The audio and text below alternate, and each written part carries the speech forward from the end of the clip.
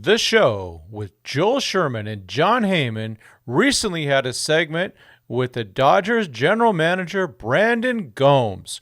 We are going to take a little bit of time to react to what was said during that segment.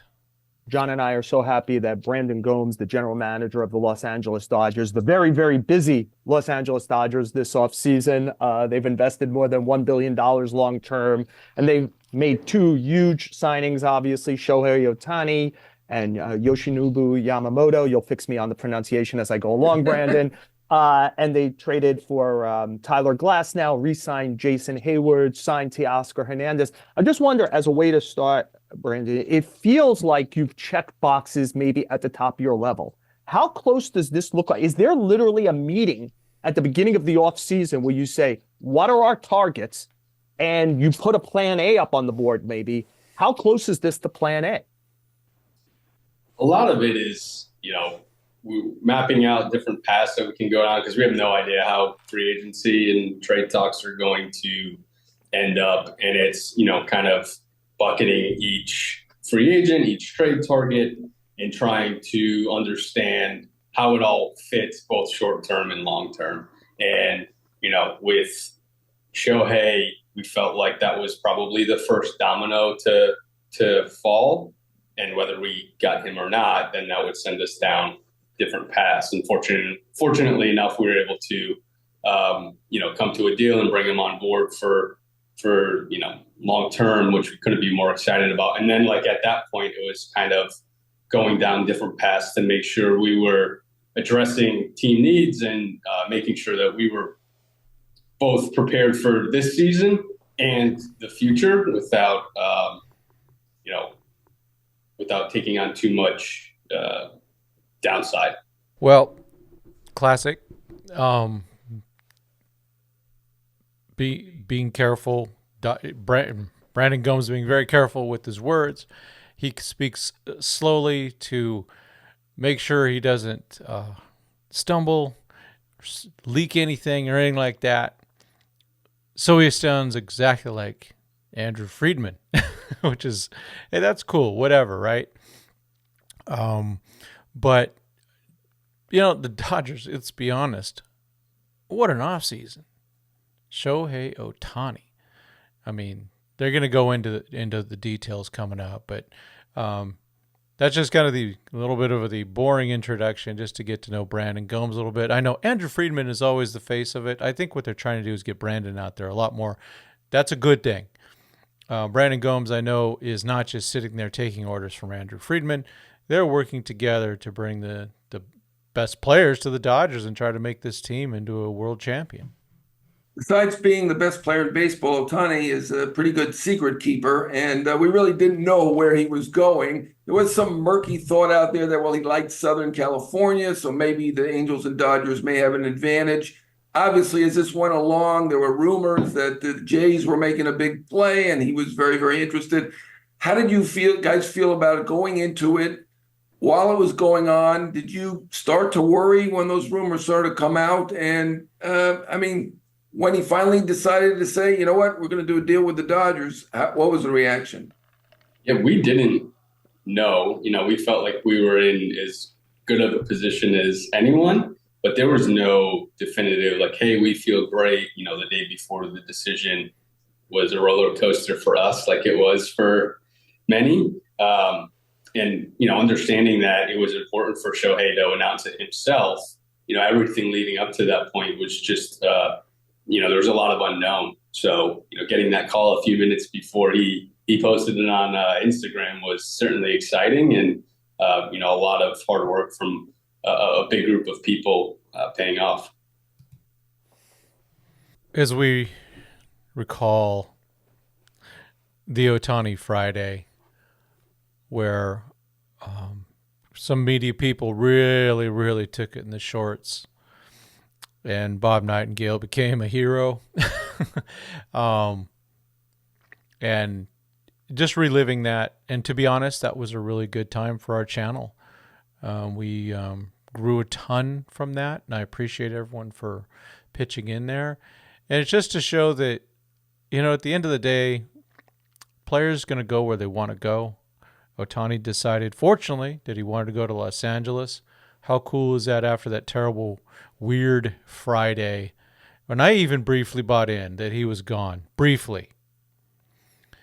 But then I thought, use my brain instead of my instant reactions. And saw that, this doesn't make sense. This isn't it. Not that he wasn't going to go there, but it wasn't locked in. And he did his thing. He called the Dodgers just a few minutes beforehand and said what he was doing. I'm sure he called the other teams too.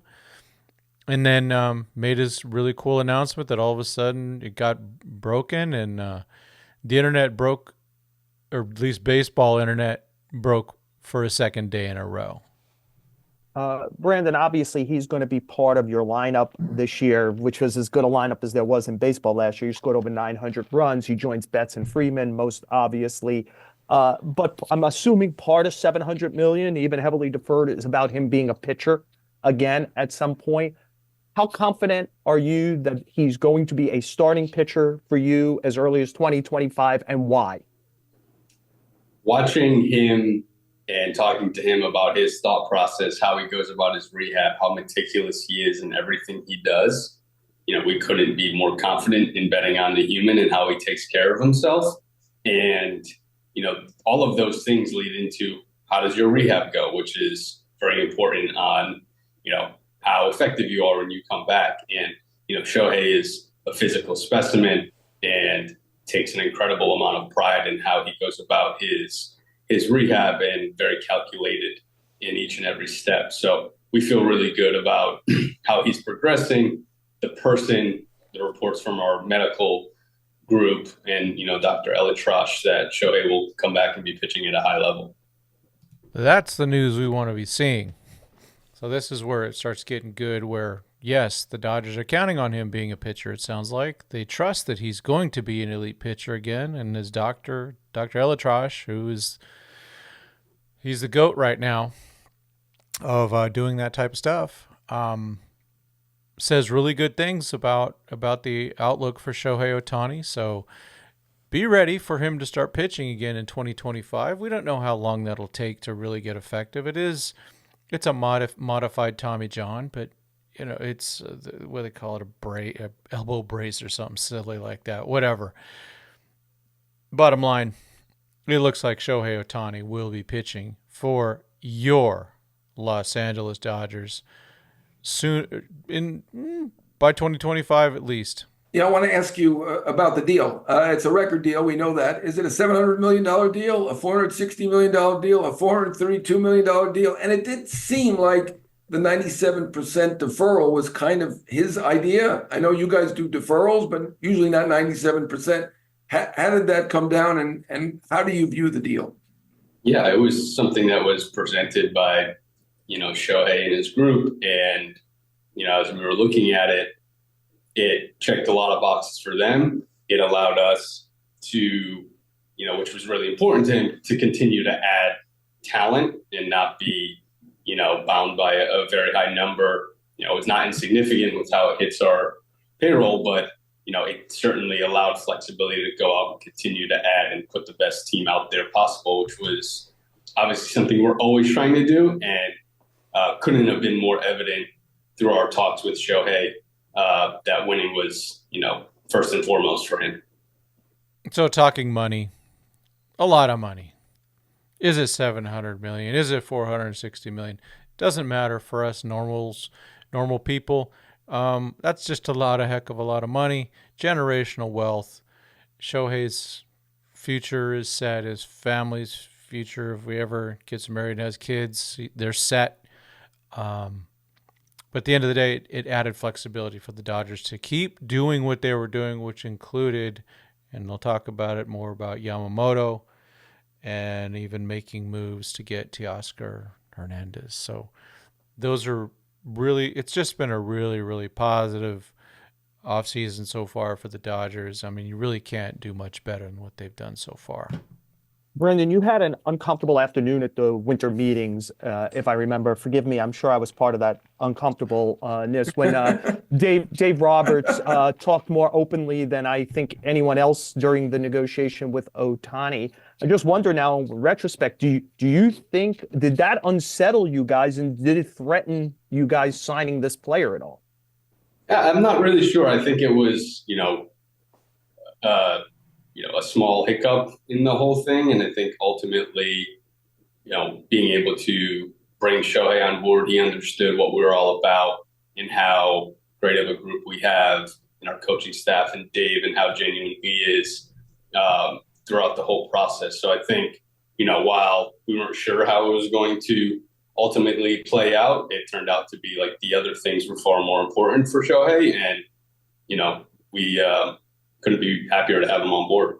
Yeah, I'll just put in my 2 cents on that. We love Dave Roberts on the show. He was our first guest and one of our best guests, and I'm glad that it didn't affect the deal. And I wouldn't think it would, but who knows these days? Oh, Dave. I love it. I think at the end of the day, we all love it's because it all worked out. We love that Dave Roberts, at least I do, that he did that. Dave just, Dave Roberts has to put up and say so many things that I'm sure he's just not the most fired up to say. Let's put it that way. And for him to get to just have a moment and just kind of blurt some stuff out, I think is awesome. He's very much having to do the corporate line. You can tell the Dodgers don't want to let a lot of stuff out. But even Gomes talking about it here and not just going, oh, no, that was planned or whatever like that. Hey, you know what? It's all good. Dave Roberts with a great moment of clarity and honesty and even probably a little bit of passion. I am not against it. To Yamamoto, Yoshinobu Yamamoto. The Dodgers, to me, have gotten so many deals that look like bargains, even on great players. Freeman signing, I think, was 6 years, $162 million. Betts, that was heavily deferred, so the $365 million really is closer to $292 million. Yamamoto deal is a lot of money for a guy who's never pitched a game in the big leagues. Now, other teams were willing to do it or at least get close. What did you guys see in him that you think this is a good deal? Yeah, all of the work that our scouting group has done, watching on video, personally having a chance to watch him throw in Japan in June, the stuff is electric and high end. The command is, and I've mentioned this before, the command is something that you just don't see all that often anymore. And it's those two combining that makes us feel really good about his ability to navigate big league lineups. And he's going to have multiple weapons to get guys out. On nights that he doesn't have one of his pitches, he's going to be able to command other pitches to get outs effectively. So like that, the stuff and command is one component that is incredibly high end. And then later on, how much he cares about his body, his routine, being as dialed as possible for every start. It's something where it's like, okay, this is somebody you want to bet on long term. And, he, like Shohei, wanted to win and felt like this was a great place for him, and that the support staff that we have and the resources we can provide they were all a good fit for what he was looking for. So I think those things of like on-field stuff and command with off-field makeup and really wanting to be on a team that wins was, the perfect marriage for him. And like, we couldn't be more excited about, him going to be being in our rotation this year. Yeah, man. I mean, Yamamoto it's a great question. Giving money to a player who's never thrown a major league pitch. The answer I like too, though. Just going, hey, this is somebody that has done everything they could do in Japan. He's won, 3 equivalents of their MVPs in the last few years or maybe it's Cy Young's, whatever. It's a lot because the guy's a great pitcher. There will be some adjustments. The ball's a little bit different. We'll see about the rotation. They actually will ask about the 6-man rotation later, so stay tuned. But I think it's important just to talk about those types of things and how it's interesting that the command, the pitch effectiveness mixed with the command, along with just the dedication. We see the javelin tossing stuff that goes on, and the work that he's doing, and we're bringing. They might be changing the game a little bit over there in Japan in terms of the way they condition players, especially pitchers. So we'll see. It's going to be very interesting as we see Yamamoto. A lot of us have barely seen much of him. We should go watch some WBC stuff, maybe analyze some of that stuff together sometime. So let's continue.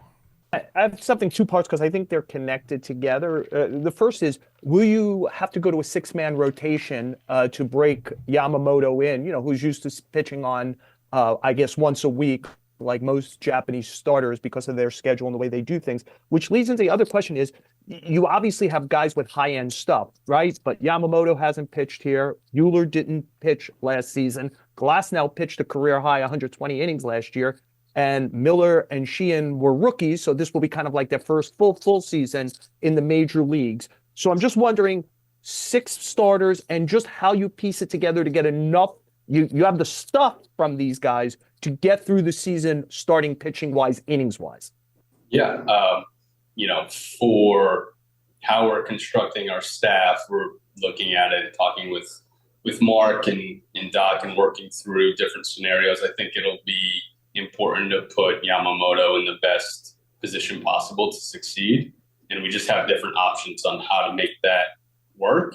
And we've talked to him all along about it. Like, he's, itching to get on, a regular schedule, more accustomed to how they do it, in the big leagues. And our thought is like, hey, we're going to continue to have conversations and make sure that you are coming out of each start feeling good. And we don't need to set anything in stone. And trying to maintain a big picture on how to onboard him into a major league rotation.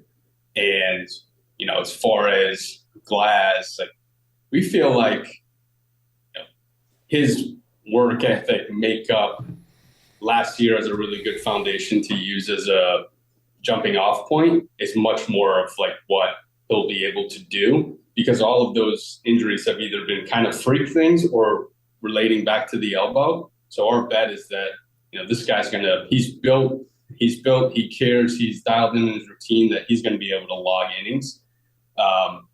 And then, kind of the same thing for Bobby. Bobby has had a good foundation of innings over the last few years between the minor leagues and the big leagues, that we're going to take care of our guys like we always do, but we're not concerned about overloading them.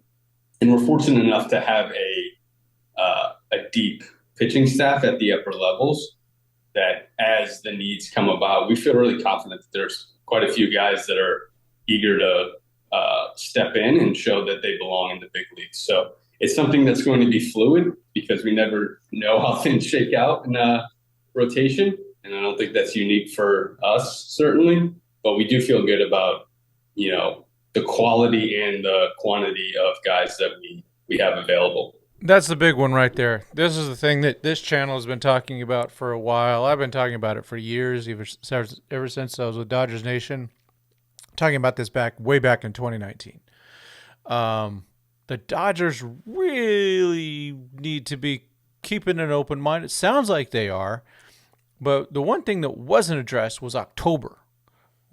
Just making sure that you got your best guys. Now, he says quality and quantity.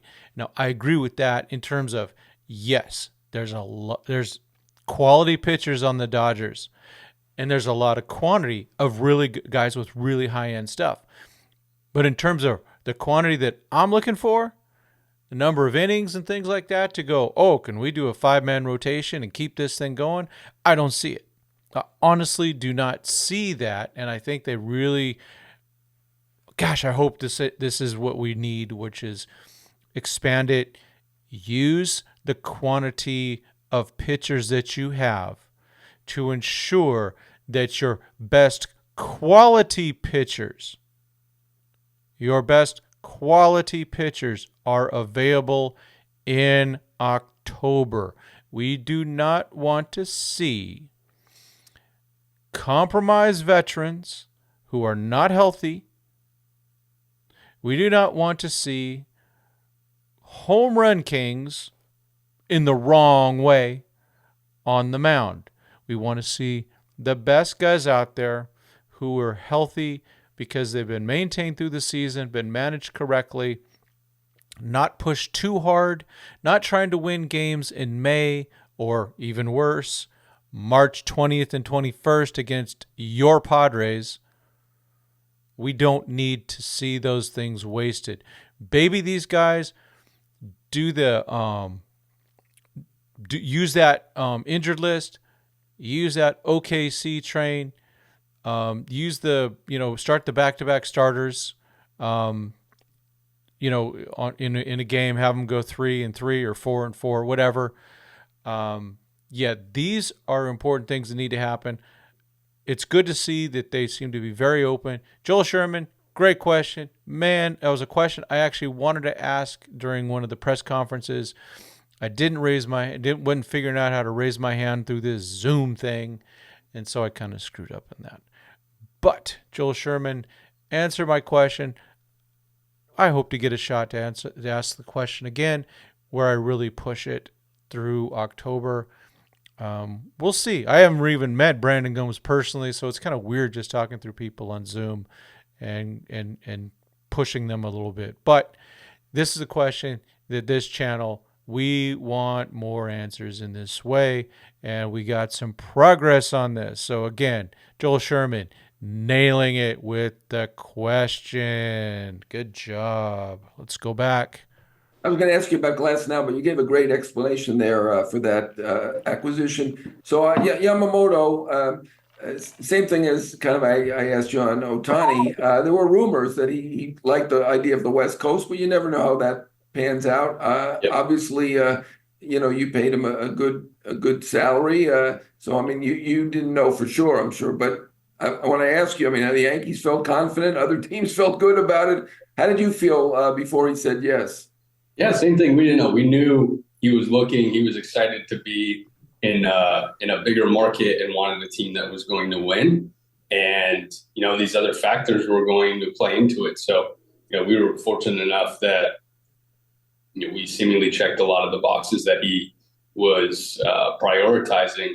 And I can't argue with him that SoCal's not a great place to play. So we were excited about it, and how we'll be able to onboard him and have him part of a really talented group is something that fit for both of us. So talking more about Yamamoto and the details associated with where he ended up and how it all worked out. The Dodgers did all they could. They brought all their key players in to talk with him. The Yankees gave him a Hideki Matsui jersey. I'm sure he probably already had one if he wanted one. So I think that and they also gave him a Yamamoto jersey, which hey, sell that, make some money. Not like he needs it, but you got to bring in the best. You got to talk about the future, not the past. And I think that's a mistake that teams are making. They're going, look at this. We got this. We've had this guy and we've had that guy. Players are going, hey, that's really neat. Your history. Thank you for sharing that. But what's next year? What's the year after? What if I sign a 12-year contract or whatever it is? What's the future going to be like? Are we going to go like the Padres and have a really, nice year, then a really bad year, then a nice year, then a bad year? Or the Yankees were pretty bad last year? Players want to know. They've got to know.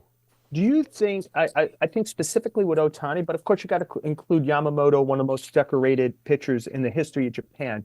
Do you think you've opened a pathway to Japan to make it easier for you in the future? And I'm thinking specifically, about Roki Sasaki, who's already being associated with your team and is Right. now maybe like considered the best pitcher left in Japan after certain other guys have left?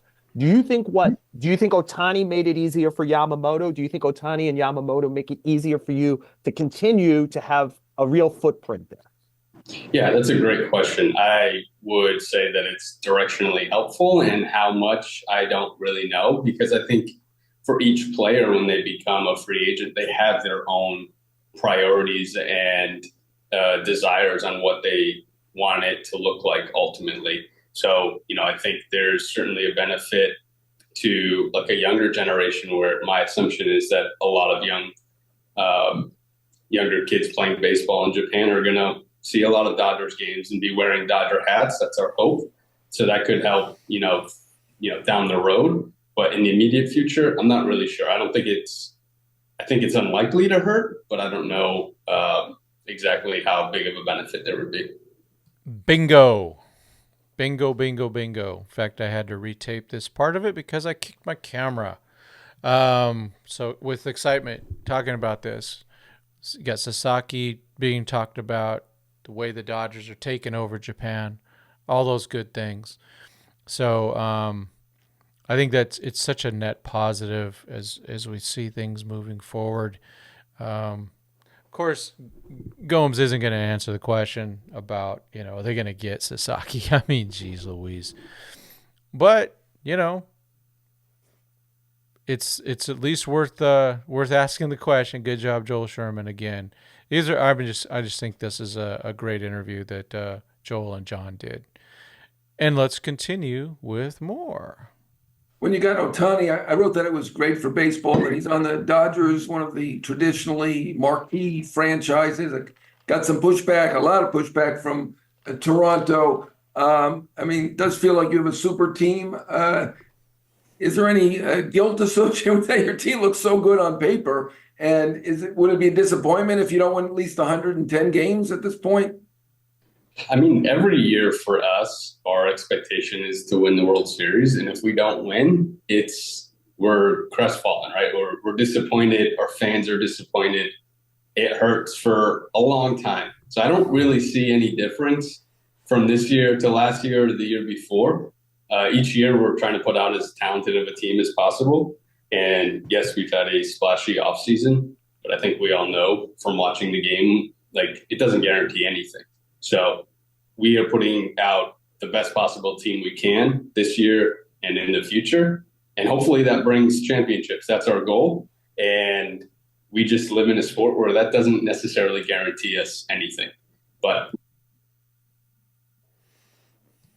we feel like it's a talented team, and now we just have to go perform out on the field. So, yes, they want to win. It has to sting. It has to sting them more than us, believe it or not, how terrible this offseason was until things started happening after the bitterness of 2022 and 2023. It's like, holy smokes. One playoff win in 2 years? Are you kidding me?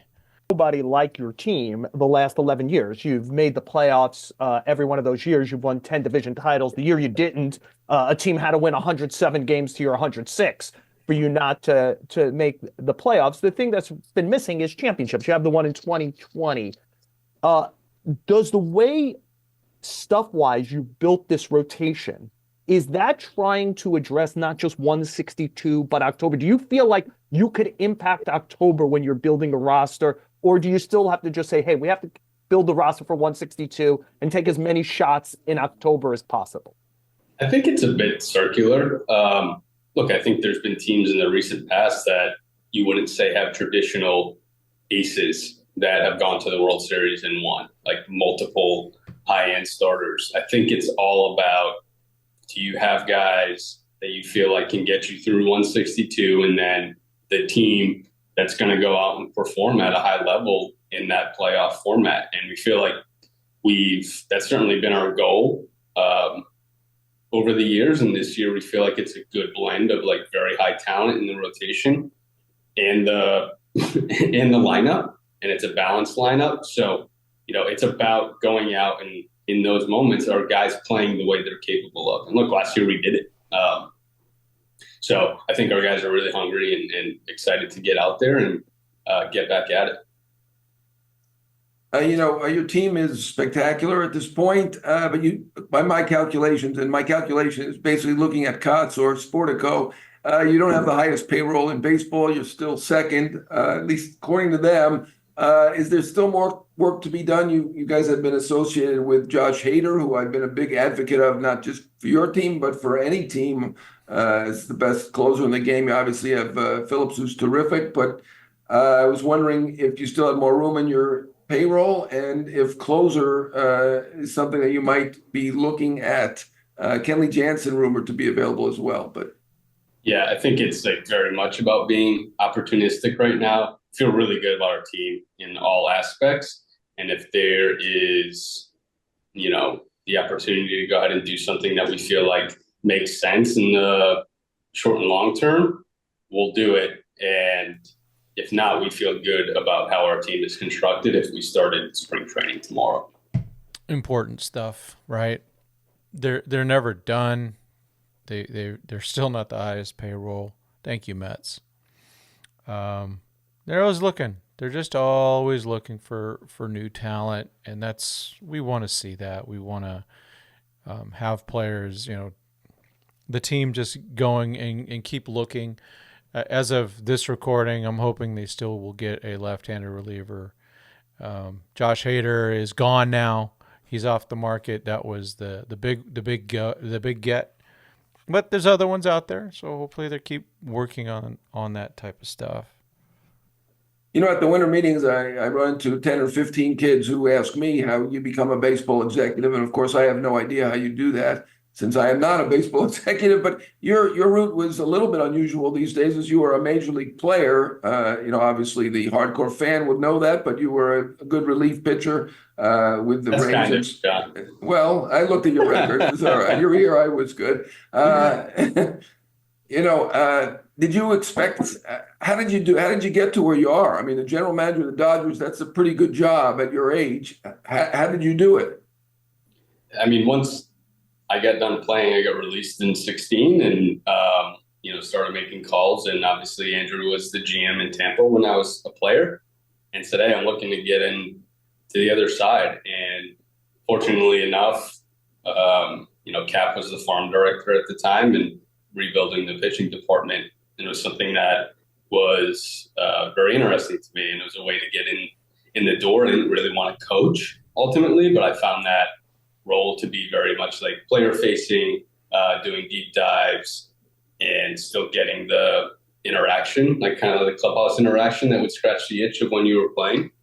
And look, fortunately enough, was able to just do everything I could in each role that I had leading up to this current one and kind of put my head down and work, and been very fortunate to have great people around me and get this opportunity.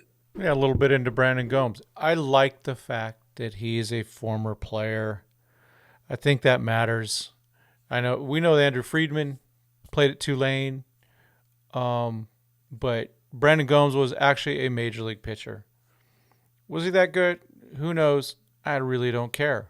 He just was there, and so he's one of the very few that has played, of very few human beings that has played in Major League Baseball. And I think that brings some a little extra. Let's just put it that way. I like it. He's still super young. I have a feeling that he will not be the Dodgers GM forever. I think he will be a head of baseball operations for some team, whether it's the Dodgers someday after Friedman retires and goes to the Hall of Fame after Ohtani's done, or with another team like how the Giants snagged Little League highest level Little League Farhan Zaidi into that spot. So just interesting stuff on Gomes. Like I said, he's getting out there a little bit more. I like to see it. Get to know, a little bit, getting to know Brandon Gomes. And a last one on the field from me. Mookie Betts, one of the best right fielders defensively I've ever seen. He's going to be playing second base for you next year. Uh, I wonder if I could just ask you about your double play combination then. Why is he playing second base? And Gavin Lux, who was going to be your starting shortstop last year, hurt his knee badly in spring training, didn't play. What's his status? What's the status of your double play combination, essentially? Yeah, Luxie is progressing very well. He's been here in LA for quite a while now, so he's on track to go out and be ready to be full go come opening day. And look, we were really excited about Gavin coming in last year, giving him, the reign to go out and be our everyday guy. And unfortunately, he had the injury. And, part of the Rojas acquisition was, hey, we know we're going to get a veteran guy who can really defend if if there were injuries or different areas. So, Gavin's on pace to be full go and looking really good and feeling good. Still have Miggy behind him, who's going to play a bunch all over the infield. And Mookie, anywhere you put Mookie, I think any sport Mookie played, he'd be Hall of Fame caliber. So getting him at second full time, he really enjoys it. He was outstanding during his time there. Being able to have Shohei in right field, there's not too many times you could not lose much or any in a position where you're moving Mookie off of, and Jason was fantastic in right. So I think the overall construction of the team with Mookie at second has been really solid, and having him there full time, I think, will be easier on his body, which will just allow him to play more and feel better. And as things play out over the years, I think it'll be a benefit, because I do think he's going to be elite defensively there as well. So Mookie Betts, second base, it's a positive. It's that thing. They just needed to do it. You heard the reasons. It's easier on his body. And Mookie Betts has another 9 or 10 years left on his contract with the Dodgers. So we want to keep him as healthy as possible. He is one of the best baseball players around. And it does open a different spot. Well, first of all, now we got a second baseman that might hit 30 to 40 home runs. And so he's obviously the best second baseman in baseball. And maybe he does win a Gold Glove now that that's his position. And then you go right field. I was never a huge fan of re-signing Jason Hayward, but it fits. And they're going to probably platoon him a bit with Margot out there. But don't forget, there is a young man named Andy Paez that had a shoulder injury in first game in AAA. I got a feeling that in 3-4 months into the season, he's going to start knocking on the door. And it just leaves it open maybe for him in 2025 to take that spot. So that's a positive that I see about that. There's a lot of positives, and hopefully Hayward can hit like he did last year. And Margot, he's not a bad player. It's just a lot of us are going, huh? He's not going to start anywhere, necessarily. But Manny Margot is going to end up playing a lot of baseball for the Dodgers. Very good outfielder, very good, very fast. I'm not going to say good base runner. That's judged off 2020 World Series trying to steal home off Clayton Kershaw. But let's give him benefit of the doubt on that. So that's just more of the details of what's going on with the Dodgers. Let's continue. Brandon, as a way to just wrap this up, look, I don't ever like hey, do you feel more pressure? Because then, the cliches become pressure's a privilege, or, why would we feel more pressure? I just wonder, as a combination question to close, can you be more championship and bust than you have been in the last 10, 11 years because of what you did this offseason? And what do you think about, I remember covering the Yankees of the late 90s, early 2000. I know what the team with the target on it looks like. I know what Goliath looks like. That's you this year. Everyone's coming after you. Can you be more championship and bust than you are this year? What does it feel like to be the team with the biggest target on its back? Yeah, I would argue that every year we're championship or bust in our minds, and it feels like if we don't win, it's looked at as a disappointment. We're disappointed. And if we win, great. So it's very binary in our world. I'm not sure that's factual, but I think how things play out, it becomes binary. And, this is a veteran group of guys that have been here before, that have won championships, who have had pressure on them. I just don't see it as that much different than it has been. And I think it's more of an excitement. And I think Dodger Stadium is going to be incredibly loud and bringing a ton of energy each and every day. And that's what our group is going to be most excited about, and getting to play together and hopefully get into the playoffs and make a deep run to a championship. The song for the Dodgers over the next few years, theme song, should be, of course, Under Pressure by Queen and David Bowie. That's for sure. It does feel like Hollywood's team now with the number of stars you have. It's going to be fascinating. I know I'm going spring training. I'm going to come see you. I'm sure I'll see you play a lot of games during the regular season. But Brandon, mostly we're glad we got to see you today. John and I, we appreciate you joining us on the show. Thank you, fellas. It was a pleasure. Props to the show with Joel Sherman and John Heyman. I thought it was excellent. Really appreciative of what they did in that recording, or that interview with Brandon Gomes.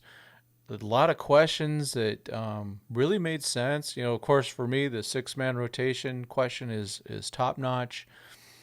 And then just, asking some of the obvious things, about the pressure and things like that, and getting to know a little bit more about Brandon Gomes. Is a former player, that he was done in 2016, and he's already a GM for one of the top franchises in Major League Baseball. So Brandon Gomes, full credit to the show with Joel Sherman and John Heyman. Please don't give me a copyright strike, guys. I really appreciate what you've done. I will be promoting your show as much as I can. It was a great show. Appreciate it. Everyone, thank you for following us. Please like, subscribe. If you haven't been subscribing, please set your notifications. We do a live show. Usually it's around 9 o'clock on some of the days of the week when there's news. Or if there is breaking news and I'm in the right situation, we will talk about it right away on a live show. So the chat's wide open on our show, at least to subscribers. And it's just a time where people can air it out and have a good old time. So thank you, everyone. We appreciate you. This is Tim Rogers. Yes, it does rhyme with your Los Angeles Dodgers. Thank you. God bless. And go Dodgers.